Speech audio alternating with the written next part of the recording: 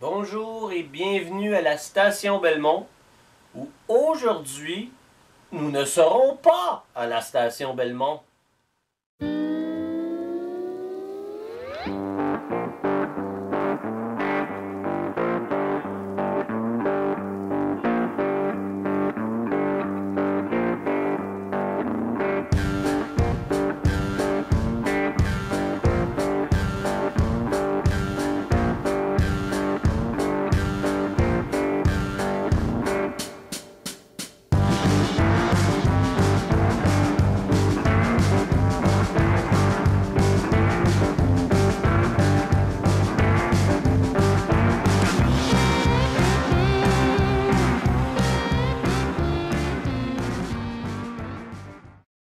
Aujourd'hui, je vous parle du dernier gros show de train miniature auquel j'ai assisté il y a quelques semaines à Springfield, la ville des Simpsons, dans l'État du Massachusetts. C'est environ à 1h30 à l'ouest de Boston. Et ça fait certainement partie des 3 plus gros rassemblements de trains miniatures. Là. Facilement, là, si ce n'est pas le premier, le deuxième ou le troisième plus gros show en Amérique du Nord pour ce qui est là, de l'univers des trains, principalement les trains miniatures. Juste pour vous donner une idée, en 2024, là, le samedi, il y a eu 15 000 personnes qui ont payé un droit d'entrée pour accéder au site. On ne parle pas des bénévoles, on ne parle pas des exposants, on ne parle pas des vendeurs. Ici, on ne compte que les visiteurs, 15 000 personnes pour le samedi uniquement. Parce que le show dure 2 jours, ça dure aussi le dimanche. C'est tout simplement immense. Imaginez-vous là, un magasin Home Depot, pour vous donner une idée, là, la grandeur d'un entrepôt, multiplié par 3. Il y a 4 bâtiments sur l'enceinte de l'exposition. Les 2 plus grosses, c'est comparable vraiment à un entrepôt de rénovation, le Home Depot. C'est immense et ce n'est que du train à perte de vue. Que ce soit des objets reliés au train miniature à toutes les échelles, du T, du Z, du N, du HO, du S, du O, du G. Imaginez-le, il est là.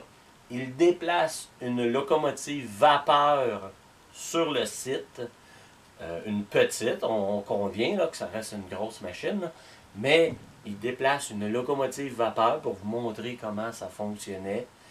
Il y a des brocanteurs, on va utiliser le terme brocanteur, qui ont des pièces, des artefacts reliés au chemin de fer. J'ai déjà vu une certaine année un pan complet avec tous les panneaux d'une locomotive diesel de Norfolk Southern. Donc vous pouviez acheter là, tout le côté d'une locomotive, là, tous les panneaux qui servent là, de couvert de moteur. Il y a vraiment là, de tout, ce que vous pouvez imaginer et ce que vous ne connaissez pas, car absolument tous les manufacturiers se déplacent pour l'occasion. Que ce soit Atlas, Bachmann, Intermountain, Bowser, Rapido, Tangent, Scale Trains, je vais en oublier, là, Athearn, ils sont tous là. Tous les manufacturiers que vous connaissez sont là. Les manufacturiers européens, un peu moins, malgré que ISU se déplace. Ils ont un comité là, de gens là, qui viennent d'Allemagne, qui parlent anglais. ISU Luxembourg est là. Il y a évidemment tous les articles de décor, donc toutes les grosses compagnies qui fabriquent des éléments de décor, que ce soit Woodland Scenic, que ce soit Scenic Express, et il y en a d'autres. Ça, ce sont les plus gros que l'on connaît ici. Mais vraiment, là, il y a beaucoup de grosses. mais il y a encore plus de petites entreprises qui méritent d'être connues parce qu'il y a vraiment beaucoup de beau matériel. Il y a aussi les structures. Il y a beaucoup de petites entreprises qui sont trop petites pour se faire connaître des distributeurs. Donc, produisent et vendent sur Internet leurs produits. Mais à ce genre d'exposition, vous avez la chance de les voir en vrai. Donc, avant d'acheter un kit, vous pouvez le voir construit en 3 dimensions. Et il y a des pièces, c'est des œuvres d'art, là.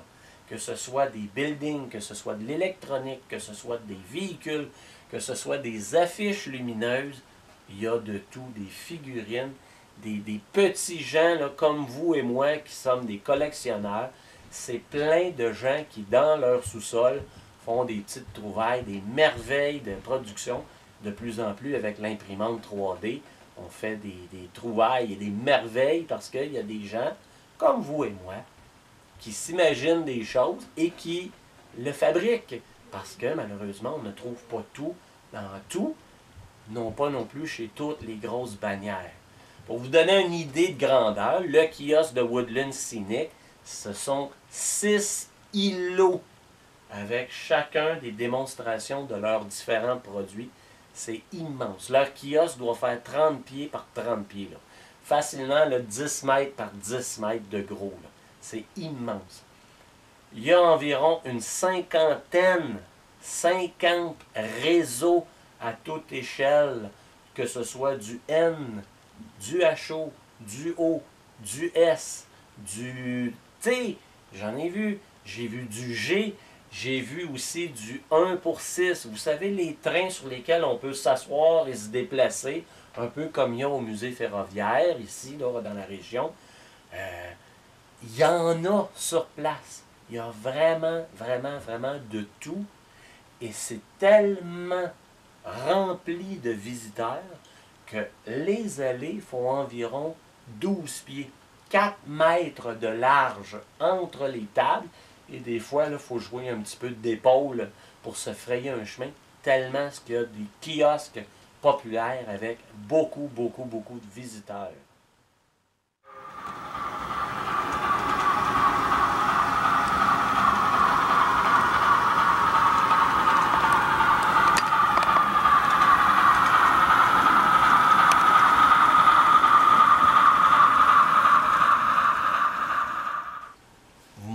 À l'intérieur de mon réseau, dans mon futur centre-ville, pour lequel j'ai déjà commencé à construire mes fameux gratte-ciels.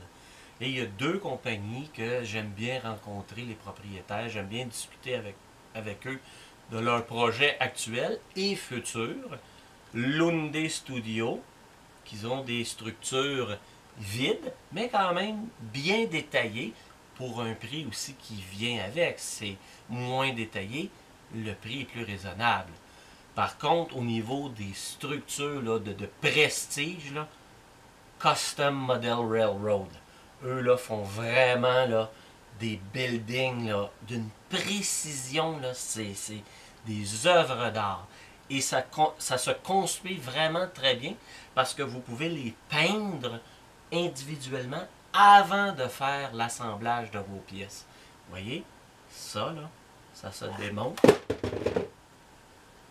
Et c'est quand même là, très solide. J'ai échappé le toit, mais c'est pour vous montrer à quel point, là, justement, là, c'est très bien fait.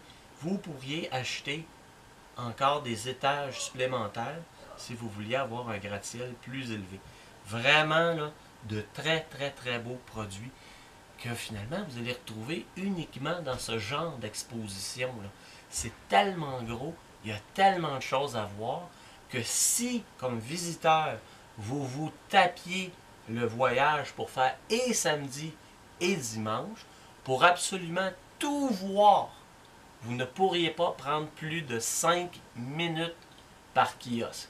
C'est pour vous donner une idée de grandeur, à quel point c'est gros, à quel point il y a des tables à voir, à quel point il y a des vendeurs, des exposants, des manufacturiers à rencontrer, toutes les nouveautés des produits, tous les gens inconnus qui font de belles choses dans leur sous-sol que vous ne connaissez pas, mais qui sont là.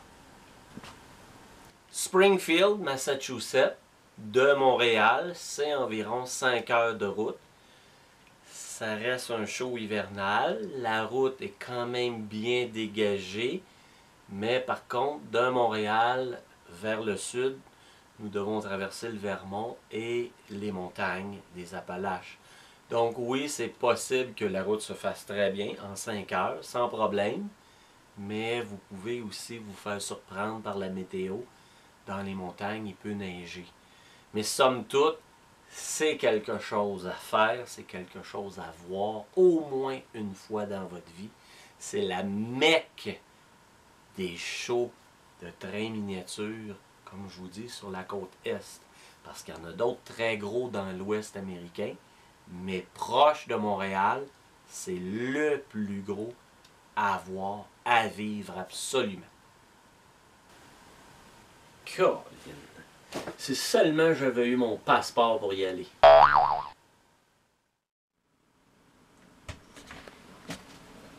You, y a quelqu'un? Yeah!